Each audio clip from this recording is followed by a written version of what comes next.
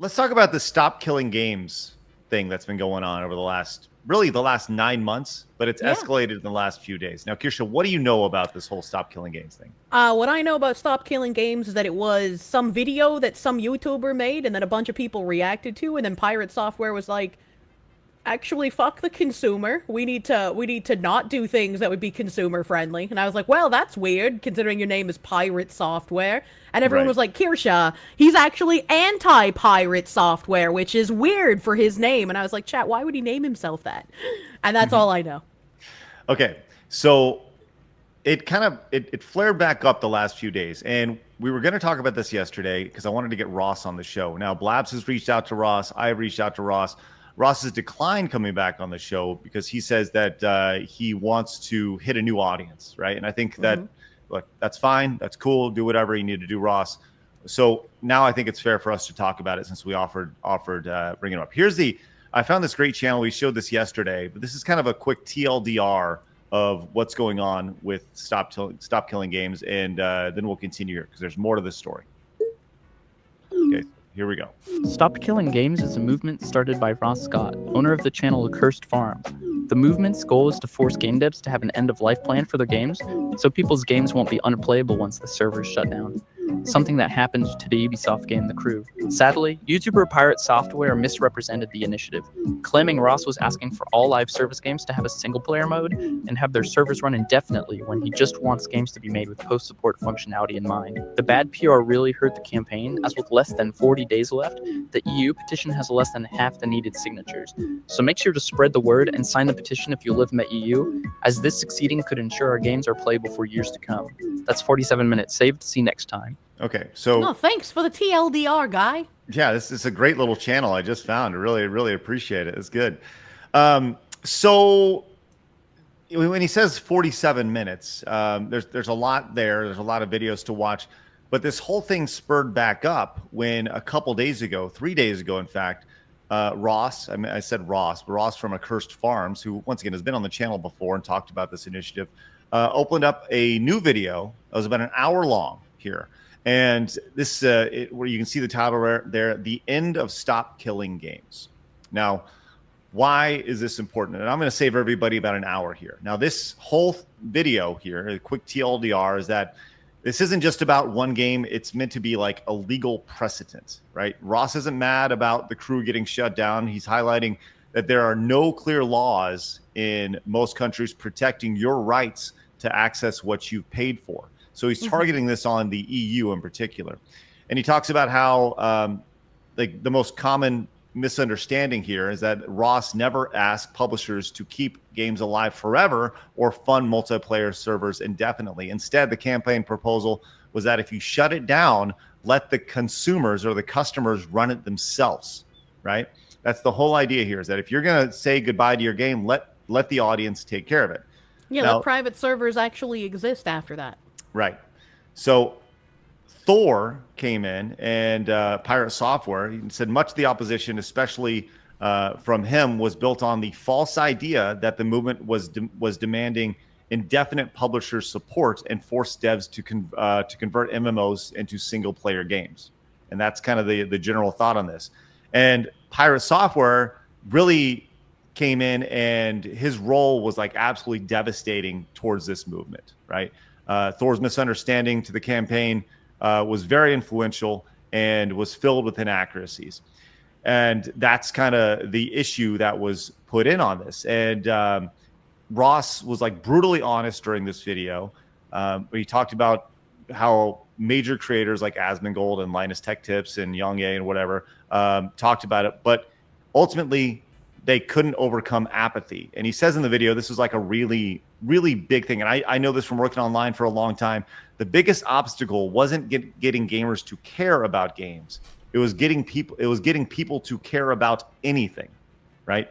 And I've said this before a million times. The hardest thing to do online is to get somebody to click a link. That's it. It's very hard to do. And in this case, not enough people click the link. So the European Citizen Initiative will likely fail, and that Ross has said that he's done with Stop Killing Games after July 31st. And he's not bitter, but he's just kind of deeply burnt out. and needs to return to making like traditional videos on his YouTube channel. So, but he said if someone else would like to take the torch, that's fine. He just can't do it. But he said the window of opportunity is closing. So I think this is like a case study of how gamers have like zero rights when it comes to digital purchases. And this is one guy trying to fix it.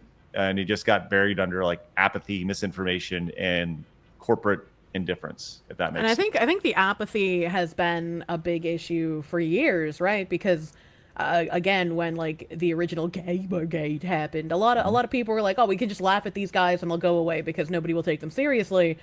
And lo and behold, a decade later, they've been taken seriously. They embedded themselves in the gaming industry. They made everything worse. Mm-hmm. Well, right now, it has seen a little bit of a signature bump in this proposal here. It's supposed to have a million signatures, and if you live in Europe, then by all means go sign it. It's currently sitting at 553,000, which is up like almost 100,000 since this whole brouhaha has happened. So there's a lot there. Now, there's been a lot of pushback on Pirate Software based off of him more or less spearheading the lack of, he didn't want to get behind it, right? I think that's probably the biggest thing. Well, it was more like he was someone who was supposed to be advocating for gamers' rights, owning it physically, you own what you buy type of deal, and he just completely went the opposite direction, would not understand, was not willing to even listen, was just spewing false information like a moron. So like he completely did a 180 on his entire stance. That's so, it. like, yeah, people are calling him a Which fraud. surprises me that it's taken about 9 months for him to get, like, real backlash over. Like, I remember some people being angry about it when it first happened, but for the most part, like, he just, like, nothing really happened. Well, he came out yesterday and he put a post on X, and it's a pretty long post here, but I'll just kind of sum it up so we don't have to read You're underwater.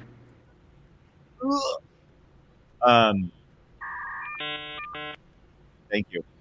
So this post, it critiques the Stop Killing Games. You're still underwater. What's going on? I'm trying to fix it, like trying to like spike stuff. Am I better? There you are. There we go. Okay, just play something there whenever I go underwater instead of that. All right, maybe to play this one next time. Sometimes you gotta slap a bitch. So what we really need is like a bunch of water, like bubbles or whatever, so it really does like actually make you look like you're underwater. I don't think it's an internet thing. I really don't. I have really good internet, but regardless. So there's this big post here, and his thing is that it's a technical challenge, maintaining online games, online only games like MMOs in a quote functional playable state. Post shutdown is his argument is that it's infeasible due to server dependency, and he puts together some data from the 2021 Game Developers Conference, and it was like 68% of online games cease functionality after server closure. And his post really like highlights the tension, between obviously Pirate Software, despite leaving AAA gaming in 2016. He is facing backlash for aligning with developer concerns. So there's obviously a divide here, and that's kind of where we're at with these things. Now, his friends have reached out to him, be like, "I don't understand how you don't understand." Right? That's the thing that most people have talked about here is, Pirate Software being on this side, he's thrown out all sorts of really like passive aggressive language at people, talking about how, like you're not, just more or less talking about how people are dumb when it comes to the situation. It's one of those, I'm smarter than you. You need to understand what I'm saying here. Well, I mean, isn't it, when you think about the fact that he's like making his own live service game, I'm pretty sure he's working on an MMO. There's a conflict of interest. And so I feel like there's less benefit of the doubt to give him of, oh, he just doesn't understand, he's misconstruing it. And it more falls into the territory of he's probably maliciously lying because it will personally benefit him. Well, and you're probably right? Why would somebody not support something that doesn't directly benefit him, right? And he closes here, and this is what I'm talking about with like passive aggressive nature here. He says, just because I don't support this doesn't mean you should blindly follow me. And that just because I said pretty words on the internet, you also shouldn't blindly bash me because some other creator said so. Watch the videos I put out, read the initiative, decide for yourself. Apply critical thinking and don't outsource it to others over here. I mean, that's a good thing to say. I can get behind that. Yeah, first I'm with you on that. That's fine. But here's the thing: I don't think that he's doing that for himself, because this was here from Moist Critical. He dropped a video, a couple of videos, as you can see, from Pirate Software, and I watched this last night, and I was honestly kind of surprised. He talks about how he reached out to him. Here's a 1-minute clip. Not believe his ego. His ego is so out of control. I feel like he's only a week or two away from exclusively referring to himself in third person, like Stone Cold fucking Steve Austin. That's the truth because Pirate Software said so. Some shit like that. It's crazy how he's responded. The smugness is nails on a chalkboard. It just makes you feel icky listening to it. And he goes on that same talking point multiple times in the clip about how, like, oh, I guess I'm fully to blame. I guess because I made those videos 10 months ago, it's my fault entirely that this whole thing crashed and burned. Yep. Oh, boy. Time to play a sad song on the world's smallest violin for the Stop Killing Games movement, all because Big Bad Pirate Software took it all down by himself. Like, it's crazy. No one's saying that. There is no one out there that is saying it is entirely Pirate Software's fault that Stop Killing Games hasn't been more successful in its endeavors. But there's irrefutable evidence that you had a detrimental not believe. So yeah, true. To the idea, and he goes on in the video to further talk about how just like they clearly don't agree as far as Moist Critical and his buddy Pirate Software are talking about this, and it's like talking to a wall more or less. And Pirate Software is so dug in on this issue that he just refuses to even look at the other side, and he hides behind the idea of, well, critical thinking, and he has this holier than thou thought process on here. And for me, this just strictly comes back to consumer rights, customer rights, the idea of having these things. And I don't understand what is so bad about the idea of having, when it's time to shut down a game, giving the game over to your fan base. And we're talking about, like, a very, if you're shutting down your game, it's because your fan base is very small. Yeah. Right. So I don't understand what the hiccup or what the holdup is on this in particular. And we're also at this point only talking about Europe. We're not even talking about worldwide. This is a battle that needs to be done in every country of every portion of the world, as everybody has their own laws and regulations. So. And another thing that shows you that you can't just legislate these things in one area is when the loot box legislation was happening, and I want to say it was Denmark, made it so that, like, you couldn't have, I don't remember exactly what their law was, but they did something with, like, loot boxes. And instead of, like, complying with the loot box law, I was playing Final Fantasy Mobius at the time, and the developers of Final Fantasy Mobius decided that instead of complying with the loot box laws, was it Belgium? Okay, sorry, it was Belgium, not Denmark. And instead of complying with the loot box laws in Belgium, they just decided, we're not going to publish Final Fantasy Mobius in your country anymore. So you couldn't access it without a VPN. And so it's like companies will always find a way to continue doing their, like, weird, skeevy, money-grubbing nonsense unless you actually make it detrimental for them to do so in their largest markets. I think there are some people who just think totally different, and it's unfortunate. And the same reason why Pirate Software is blown up is the same reason, like, this goes back to the thing I say about Nintendo. The same reason why you love Nintendo is the same reason why you hate Nintendo, right? They're very protective of the things. But I think in a situation like this, the same reason why Pirate Software has blown up as far as the way he thinks, people agree with certain things, his analogies that he gives, people appreciate that. I feel like maybe his ego has gotten in a way here, his own way, which is something that we see all the time from content creators. There needs to be everybody online has some sort of narcissism to them, right? But just a matter of how deep you jump into your own pile of bullshit, right? Yeah. And I think in this situation, he's just jumped head in, and he refuses to see the other side of the argument, like, at all, which is probably the most shocking and sad thing when it comes to this. So I'll be curious to see how this has affected his viewership, his audience, if his audience has been divided even further. Because he, for a long time, was seen as like a really, I don't know, really strong advocate for gamers, and that appears to be the exact opposite of what's been going on with him lately. So, yeah, I don't know. Do you have anything to close that out, Kirsche? I mean, I guess it's just disappointing because if he was supposed to be somebody advocating for gamers and he's just like, absolutely not, we can't have this petition go through. If it does, it'll be incredibly detrimental.